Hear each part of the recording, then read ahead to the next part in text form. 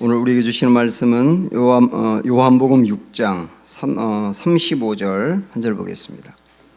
요한복음 6장 35절 말씀.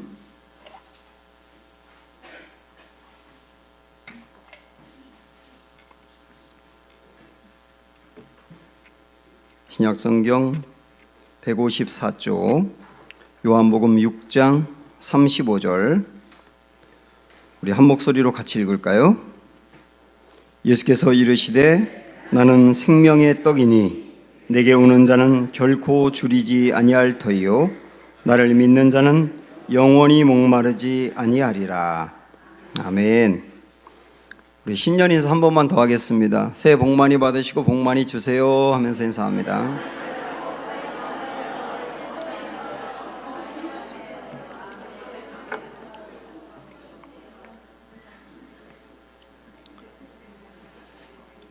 모든 사람들이 꼭 물어야 되고 해답을 가져야 될 중요한 네 가지 질문이 있습니다. 나는 어디에서 왔느냐? 그리고 나는 이 땅에 왜 왔느냐? 그리고 앞으로 어디로 갈 거냐? 그리고 나라고 하는 존재는 도대체 누구냐? 라고 하는 네 가지 질문입니다. 나는 어디서 왔느냐라고 하는 것은 인류 기원에 대한 문제고요.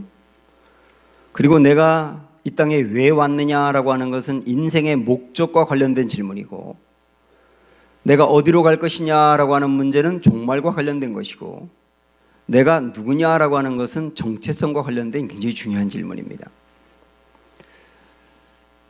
그 중에서 특별히 내가 누구냐, 나라고 하는 존재가 뭐냐라고 하는 이 정체성에 관련된 질문은 우리 인생의 중요한 기초가 되기 때문에 여러분이 항상 물으셔야 될 내용이고 또 답을 가지고 계셔야 합니다.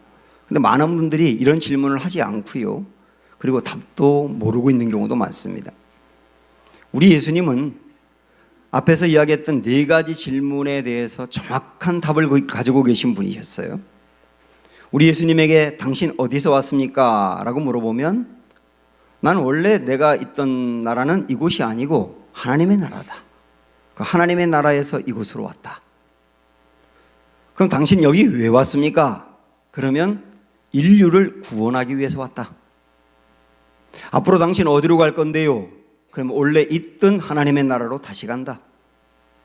당신 누굽니까? 라고 하는 질문에 대해서는 주님은 굉장히 많은 답을 하셨거든요. 정체성에 대해서 정확히 알고 계셨다 그 말이에요. 나는 누구인가? 라고 하는 이 정체성 문제는 이것에 대해서 정확히 알고 있으면 그 사람의 인생이 든든할 수 있어요. 마치 집을 지을 때 기초공사가 든든하면 바람이 불거나 비가 와도 흔들리지 않는 것처럼, 그리고 사람의 기초 체력이 든든하면 쉽게 넘어지지 않고 질병도 이겨내는 것처럼 신앙도 나는 누구냐라고 하는 문제가 정확히 해결돼야 됩니다. 우리 예수님 당신을 누구라고 말했는지, 그리고 어떤 목적 갖고 살았는지 등에 대하여 알아야 우리 인생이 어떤 사람이며 어디서 왔고 어디로 가는지도 결정이 되는 거예요. 그래서 우리는 예수님이 나는 누구인가라고 하는 질문에 어떻게 대답을 했는가, 이 아주 중요한 것을 요한복음에 있는 말씀을 통하여 몇 주간에 걸쳐서 살펴보려고 합니다. 예수님은 요한복음에서 7번에 걸쳐서 나는 누구누구다라고 이야기를 했어요. 나는 선한 생명의 떡이다 라고 얘기한 게 오늘의 말씀이고, 나는 세상의 빛이다 라고 8장 12절에서 말씀했고, 나는 문이다 라고 10장 9절에서 이야기했고, 나는 선한 목자다 라고 10장 11절에서 이야기했고, 나는 부활이요 생명이다 라고 11장 25절에서, 그리고 나는 길이요 진리요 생명이라고 14장 6절에서, 그리고 나는 참 포도나무라고 15장 1절에서 말씀하셨어요. 이게 굉장히 중요한 본질적인 문제이기 때문에 저는 이 주일 낮 시간에 예수님 바로 알기라고 하는 테마를 가지고 이 7가지를 하나하나 한 주 한 주 살펴보려고 합니다. 오늘은 첫 번째, 예수님은 스스로를 생명의 떡이라고 말씀하신 것 같아요. 우리 한번 말씀 읽어볼까요? 다시 한번 시작. 예수께서 이르시되 나는 생명의 떡이니. 여기까지만 봐도 되겠어요. 생명의 떡이다 이렇게 말씀하셨습니다. 여기서 먼저 생명이라는 것을 우리가 해결하고 가야 되는데 우리나라 그 번역으로는 그냥 생명으로만 이렇게 되어 있는데요. 이 성경의 원어인 헬라어에는 생명이란 말이 크게 둘로 나눠져 있습니다. 하나는 비오스라는 단어를 써요. 이 비오스라고 하는 말은 육체의 생명을 말하는 겁니다.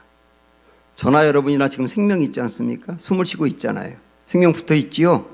이 생명을 비오스라고 말합니다. 우리가 이 생체 리듬이란 말을 바이오 리듬이라고 말하지 않습니까? 바이오라고 하는 말이 비오스에서 나온 단어예요.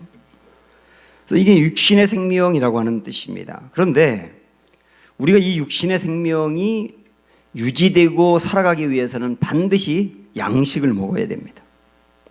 음식을 먹어야 생명이 유지가 되잖아요. 당연한 얘기죠. 그런데 이 생명에는 또 다른 하나의 생명이 있는데 그게 조회라는 단어를 씁니다.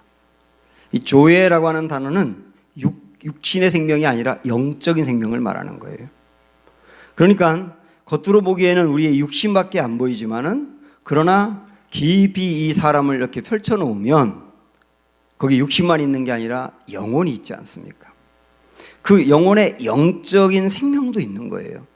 그래서 성경에서 보면 특별히 이제 요한복음 같은 데에서는 그 사람이 번연히 살아있는데 육신을 갖고 살아있는데 그 사람한테 죽었다고 말한 적이 있어요.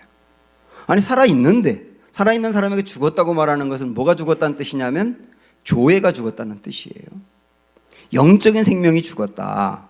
그리고 살아났다는 말은 이미 살고 있는 사람에게 당신 살아났다 이렇게 말하는 것은 조회가 살아났다 이런 의미도 되는 겁니다.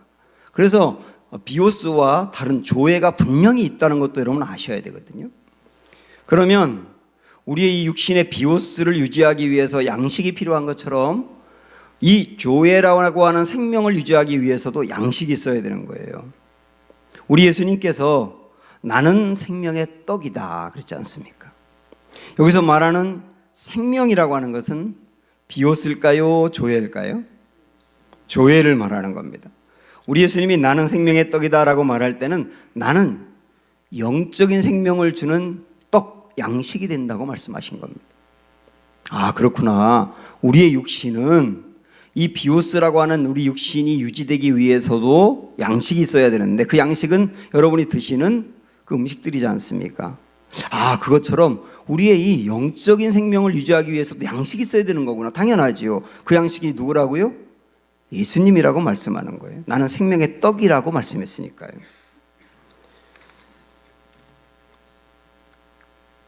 그런데 우리 주님은 이 육신의 양식, 우리의 비오스를 위해서도 양식이 필요하지만 이 육신의 양식은 우리 예수님이 정말 주려고 하는 영적인 양식과 다르다, 비교할 수 없다고 말씀하세요. 이 오늘의 우리가 읽은 본문이 요한복음 6장인데 요한복음 6장은 여러분 잘 알고 계시는 오병이어의 기적이 나옵니다.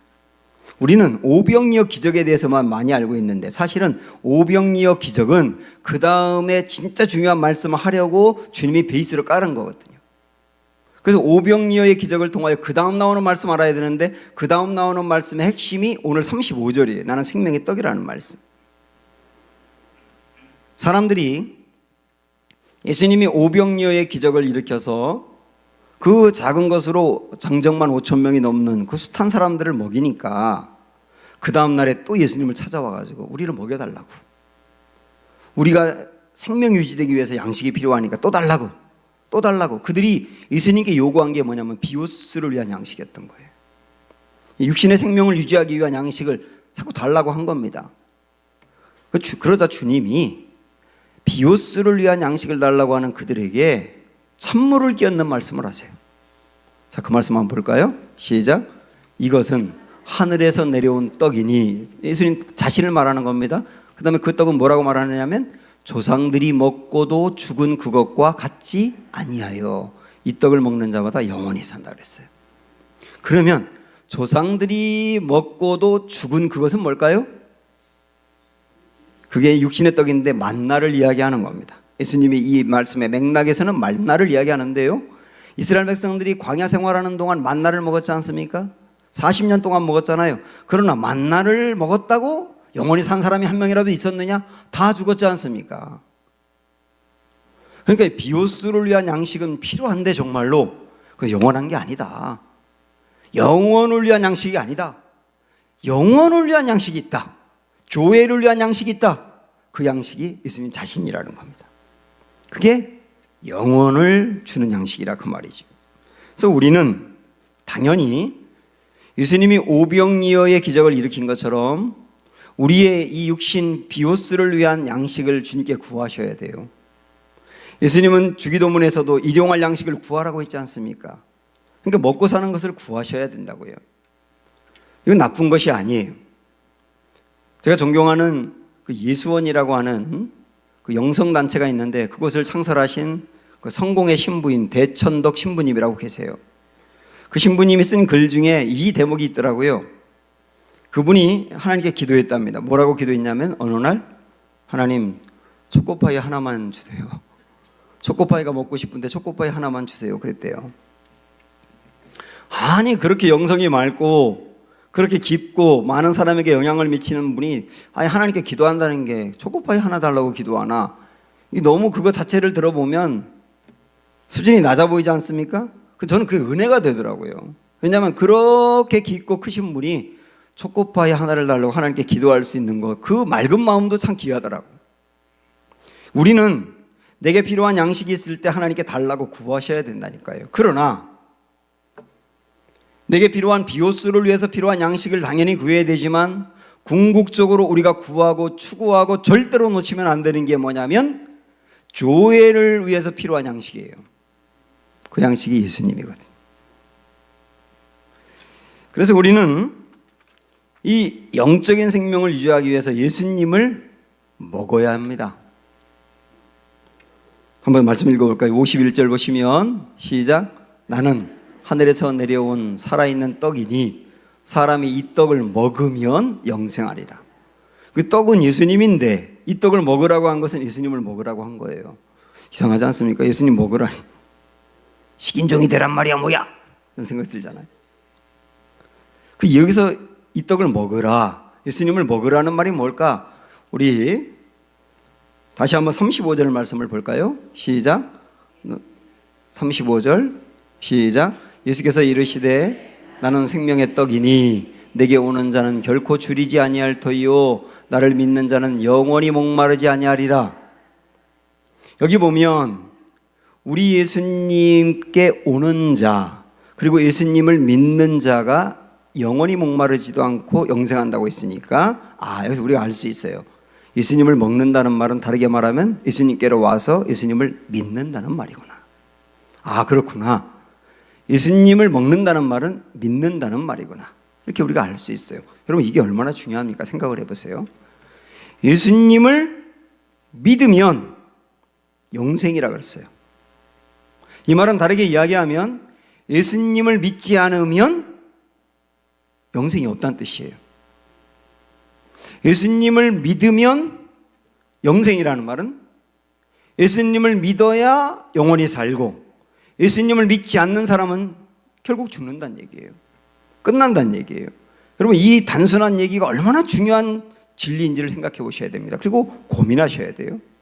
지금 이 말씀을 듣고 있는 여러분 중에도 예수님을 믿는 분이 있고 믿지 않는 분이 있는데 예수님을 믿어야 영생이다라고 하는 이 말씀을 고민해 보셔야 된다고요.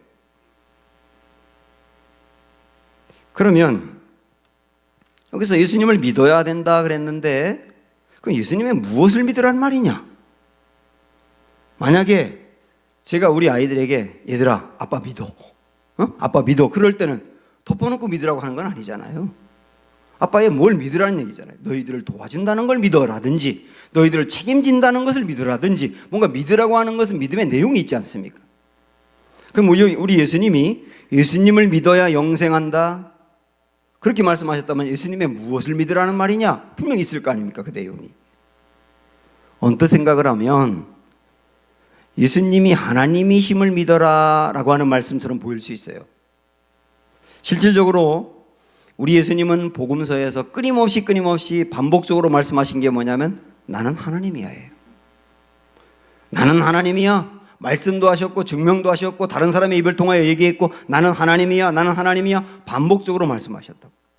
그리고 지금 우리가 보고 있는 이 말씀 시리즈, 나는 생명의 떡이다. 나는 세상의 빛이다. 나는 문이다. 이거는 다르게 이야기하면 나는 뭐뭐다예요. 나는 뭐뭐다. 나는 뭐뭐다.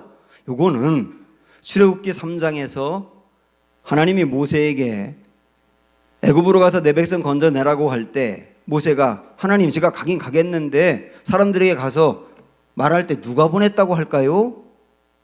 그러니까 하나님이 스스로 당신은 뭐라고 소개했냐면 나는 스스로 있는 자야. 영어로 말하면 I am who I am 이거든요. 나는 누구누구야. 나는 누구누구야. 이 말은 뭐냐면 나는 누가 나를 만든 존재가 아니고 나는 태초 이전부터 스스로 존재하는 자야. 나는 누구누구야예요. 예수님께서 여기에서 지금 나는 누구누구야라고 나는 뭐뭐야라고 말씀하시는 것은 하나님이 출애굽기 3장에서 모세에게 알려주신 것을 반복적으로 얘기하는 거예요. 결국 이걸 통하여서 우리 예수님이 강조하려고 하는 것은 뭐냐면 나 하나님이 하거든요. 그리고 또 하나 한번 여러분 얘기해 보실래요? 우리 예수님이 십자가에서 돌아가셨는데 유대인들이 우리 예수님을 십자가에 못 박으라고 하면서 고발한 죄목이 있습니다.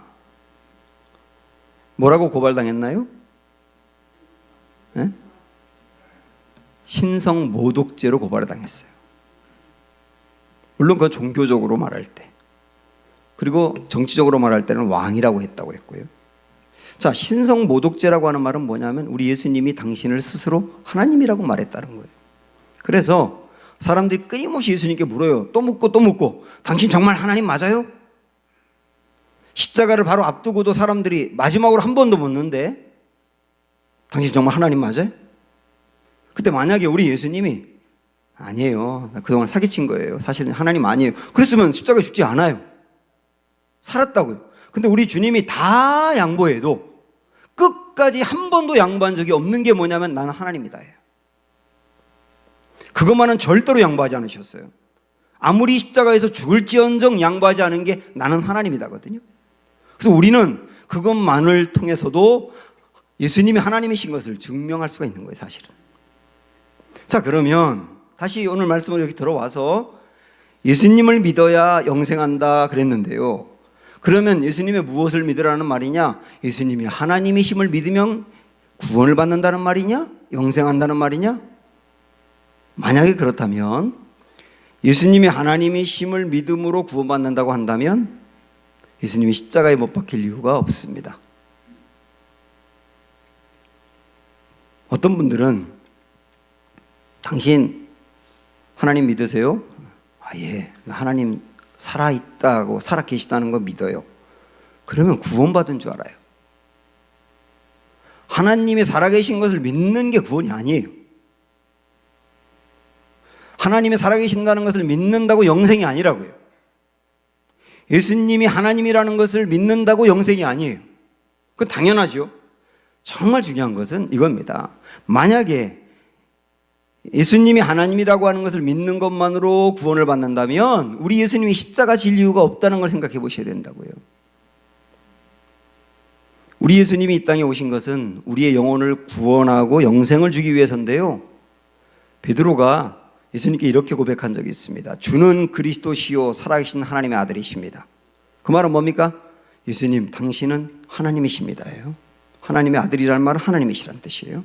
그러면 베드로는 분명히 예수님을 하나님이라고 고백을 했지 않습니까? 그러면 그것만으로 구원을 받을 수 있다고 한다면 베드로처럼 다른 사람들도 예수님을 하나님으로 고백하도록 가르치고 기적을 보여주시고 전도하고 그래서 많은 사람을 예수님 하나님 믿도록 만들기만 하면 되잖아요. 그런데 예수님은 십자가에 돌아가셨단 말이에요. 예수님이 십자가에 돌아가심으로 구원을 완성하셨거든요. 그래서 여기서 예수님을 믿는다라고 하는 말은 단지 예수님이 하나님이시다는 걸 믿는 것만을 의미하는 것이 아니고 다른 거라는 걸 알 수 있어요. 그게 뭐냐면 자, 이 말씀을 보시면 됩니다. 53절부터 55절 시작. 예수께서 이르시되 내가 진실로 진실로 너희에게 이르노니 인자의 살을 먹지 아니하고 인자의 피를 마시지 아니하면 너희 속에 생명이 없느니라. 일단 이 말씀만 보세요. 인자는 예수님인데요, 예수님의 살을 먹고 예수님의 피를 마셔야 영생한다고요. 예수님의 살을 먹지 아니하고 예수님의 피를 마시지 아니하면 그 속에 생명이 없다. 생명이 없다는 말은 조회가 없다는 얘기죠. 비옷은 있어도. 그래서 그 다음에 빨간 글씨를 보면 내 살을 먹고 내 피를 마시는 자는 영생을 가졌고 그렇지 않습니까? 그 예수님의 살을 먹고 예수님의 피를 마셔야 영생한다는 얘기예요. 자, 그러면 여기서 예수님의 살과 피, 살을 먹고 피를 마셔야 된다는 말은 무슨 뜻일까요?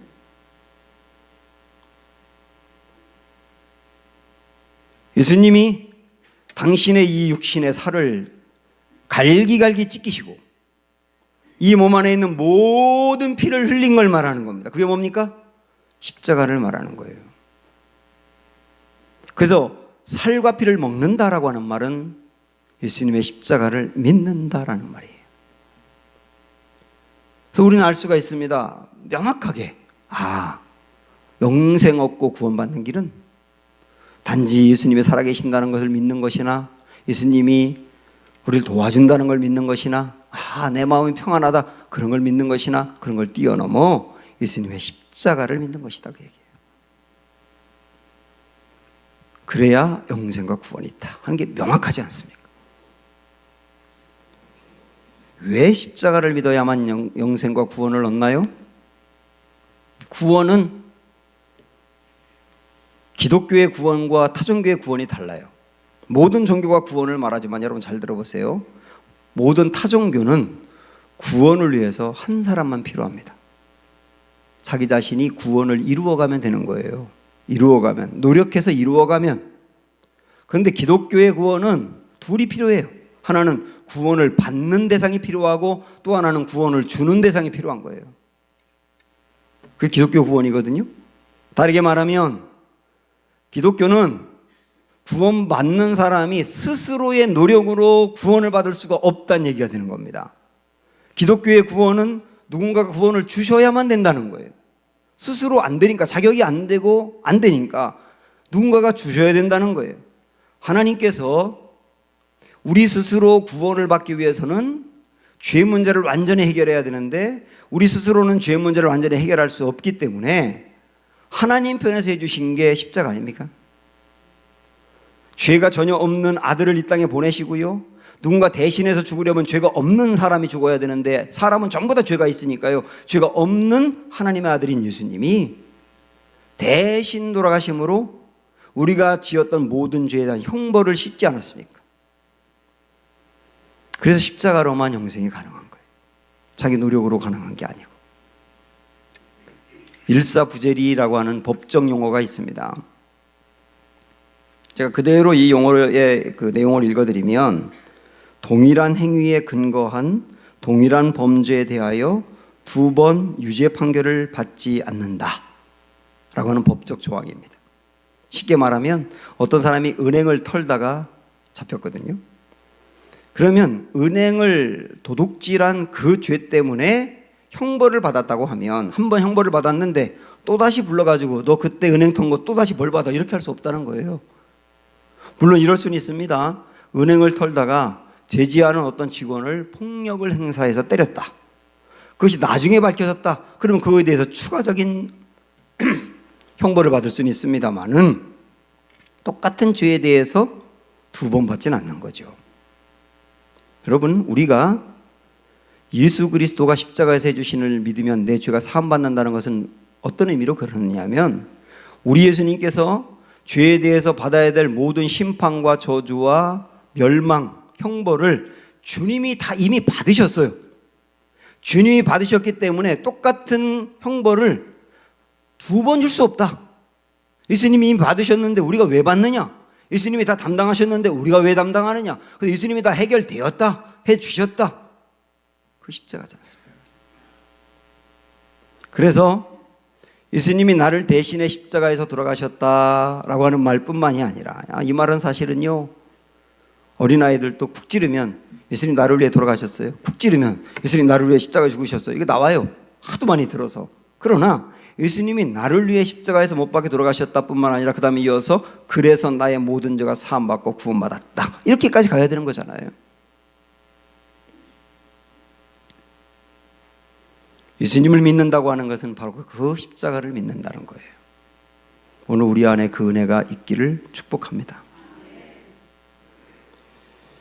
예수님을 믿으면, 예수님의 십자가가 나를 위해서 해주신 일을 믿으면 구원을 받고 영생한다. 지금까지 그 말씀 드렸어요. 근데 우리가 앞에서 봤던 말씀 35절을 다시 한번 좀 봐야 되겠는데요. 자, 시작.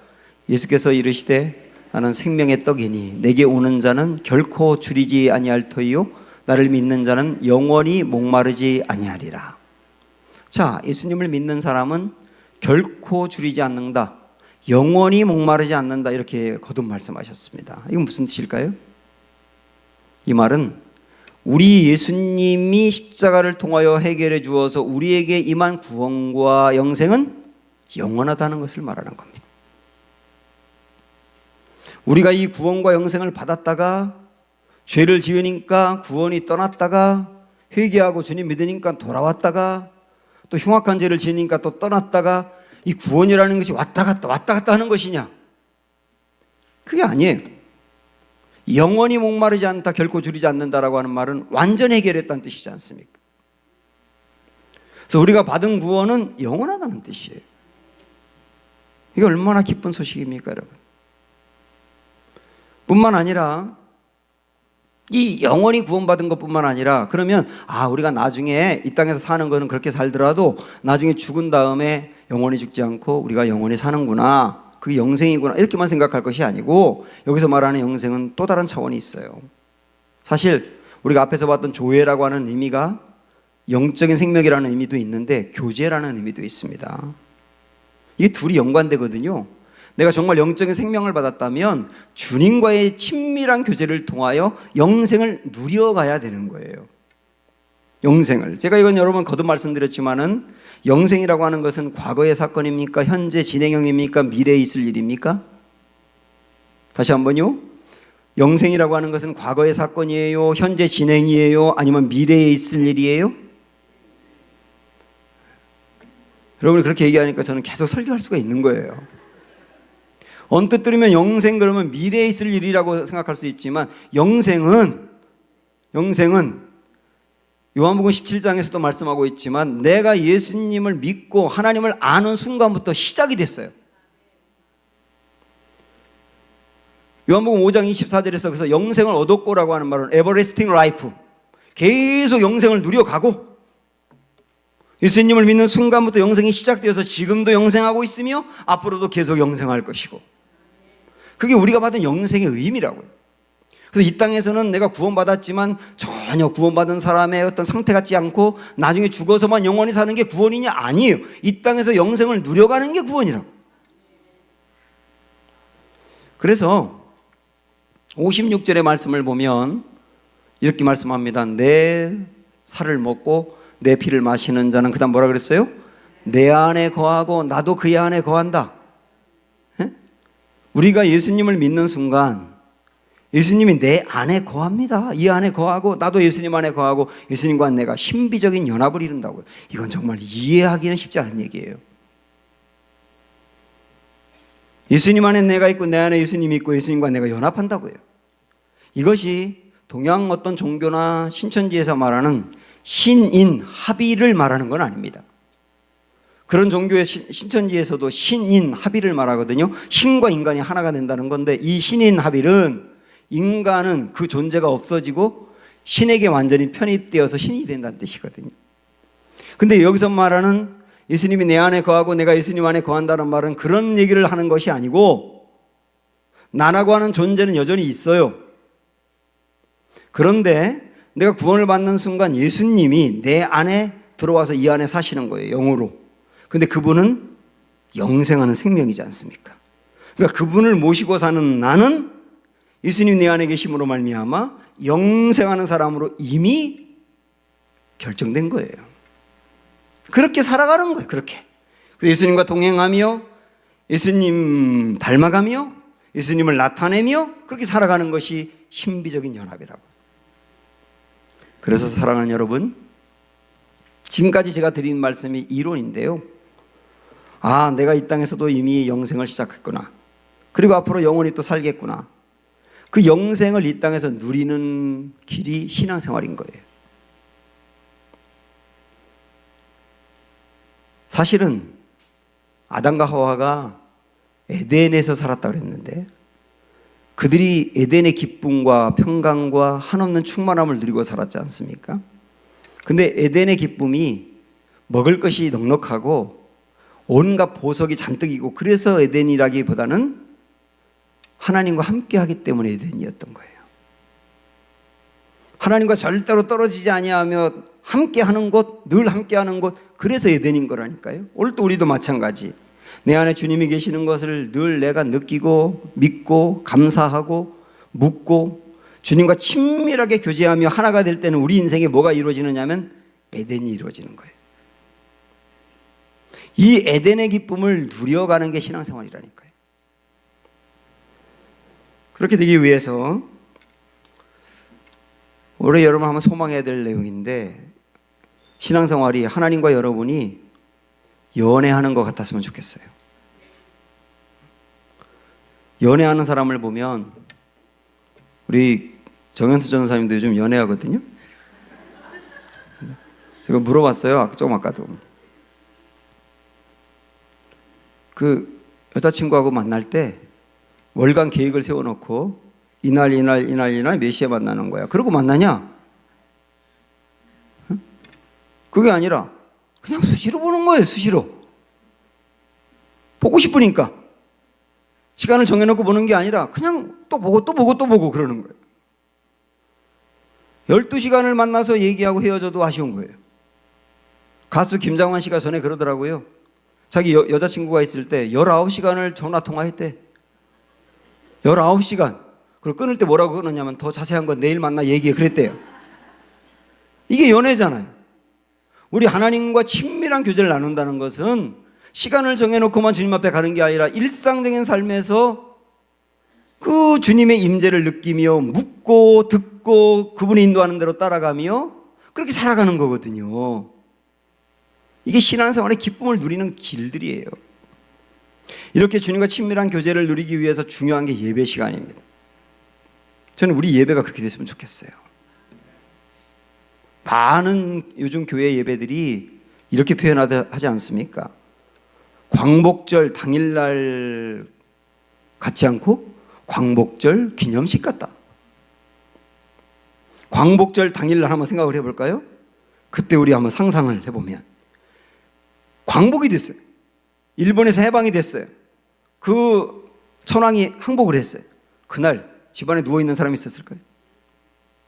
모든 사람이 다 거리로 나와가지고 기뻐서 노래 부르고 태극기 흔들고 박수치고 하이파이브하고 얼싸안고 눈물 흘리고 웃고 그러지 않았겠습니까? 그게 광복절 당일날의 기쁨이에요. 사실 예배는 그렇게 되어야 되는데 예배가 그렇게 되지 않고 광복절 기념식 하는 것 같아요. 여러분 요즘도 이제 8월 15일이 되면 광복절 기념일 기념식 10시인가에 하지 않습니까? 그 TV 보세요. 전철세 권사님. 절대 안 봅니다. 정말 재미없거든요. 예배가 광복절 당일의 기쁨 같지 않고 광복절 기념식 같다니까요.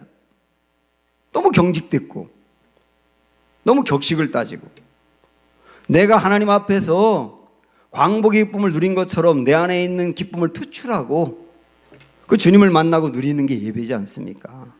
그래서요 우리 예수님이 나사로를 본 다음에 나사로가 이 베옷에 이렇게 감겨서 염물한 상태로 무덤에 갇혔다가 예수님의 능력으로 살아났지 않습니까? 그 베드로에게 그 나사로에게 나사로야 나오너라라고 말한 다음에 그다음 뭐라고 말했냐면 풀어주어 다니게 하라 그랬어요. 저는 예배가 그랬으면 좋겠어요.